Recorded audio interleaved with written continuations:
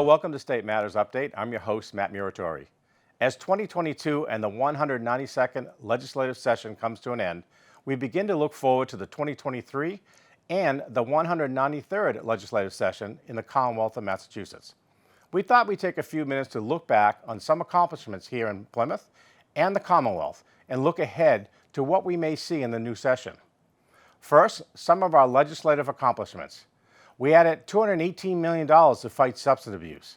We passed legislation to improve mental health services and establish parity between behavioral and physical health care insurance while adding $113 million for child mental health services. We also passed comprehensive clean energy bill to create incentives to bolster green transportation, green buildings, and clean power by creating jobs and providing economic and environmental benefits.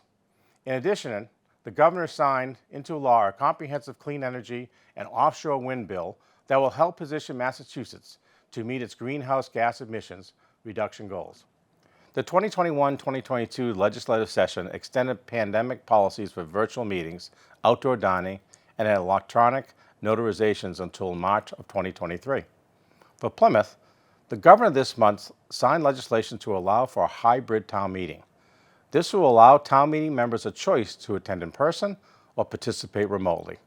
Plymouth is the first in the Commonwealth to have such legislation. A $11.3 billion Transportation Resources and Climate Bill was passed to help leverage funding from the federal bipartisan infrastructure law.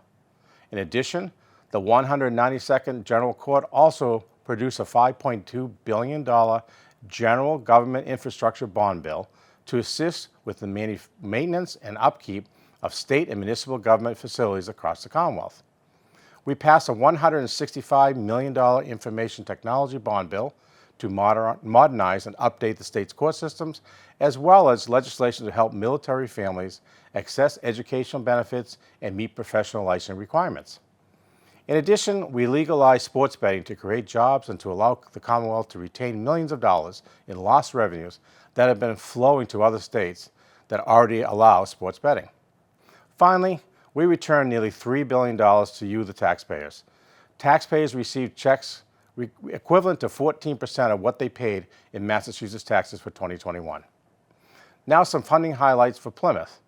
That included $3.1 million for Plymouth roads and bridges, $1.3 million for additional Plymouth Harbor dredging, $2 million to support recovery for the Plymouth tourism, culture, and arts organizations, plus an additional $1 million for Sea Plymouth to market events during the off-season to further boost tourism. We also added $1 million for the Town Wharf bulkhead and $1 million for Plymouth's municipal boat ramp used by commercial and agricultural growers to support our blue economy, which was just awarded this month. We added $75,000 for the boardwalk near Town Boat Ramp. We extended free school meals to all Massachusetts public school students. We added $100,000 for Plymouth Seaside Trail extension, and we passed legislation for the Town of Plymouth Police to increase the age of police candidates at the time of the exam from 32 to 40 years old to help fill much-needed positions. We added $512,000 in the fiscal year 23 budget earmarks for Plymouth to include funding to replace police patrol motorboats, and $150,000 for a convention center feasibility study. A convention center would create jobs, help boost tourism revenue, while with midweek visitors and longer stays. We increased Chapter 70 unrestricted local aid, doubling dollars per student from $30 to $60. We added $274,000 for shared streets and space grants to address congestive schools area streets, and $90,000 for upgrades to Plymouth Visitor Center, and $105,000 for PAC TV for a mobile van. For the new year, we are looking forward to continue work on several task forces and commissions to curb substance abuse, increase transportation, enhance work opportunities and services to persons with disabilities, as well as expand upon our mental and behavioral health services and its workforce.